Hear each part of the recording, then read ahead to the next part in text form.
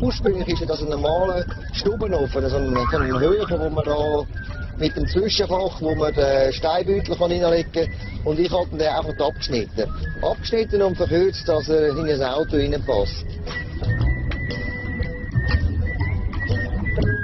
Wenn ich jetzt etwas Elektronisches hätte bei einer Temperatur, jetzt haben wir da gerade -10 Grad, jetzt ist es flach, die Elektronik hat dann schon ein Problem eigentlich. Und eine Standheizung kaufen und einbauen lassen, lohnt sich nicht bei so einem alten Auto. Und den Holzofen, den kann ich einbauen und wieder ausbauen und wieder einbauen, auch bei anderen Fahrzeugen. Der geht nicht verloren und nicht kaputt.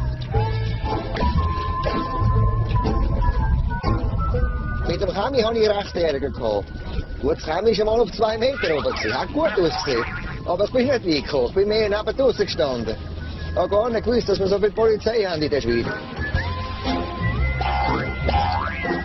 Also, der Ofen ist abgenommen, ist eingetragen im Strassenverkehrsamt. Der Chefexperte hat zuerst nicht so Freude gehabt. Da habe ich gesagt, schauen Sie, es ist einfach. Sie sagen mir, was nicht gut ist. Ich gehe heim, mache es und komme wieder. Ich komme, bis es gut ist. Ein Nein akzeptiere ich nicht.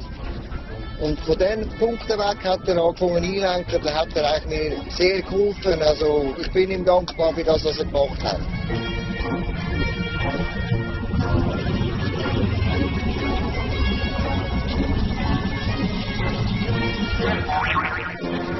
Es ist für mich wichtig, dass ich unabhängig bin.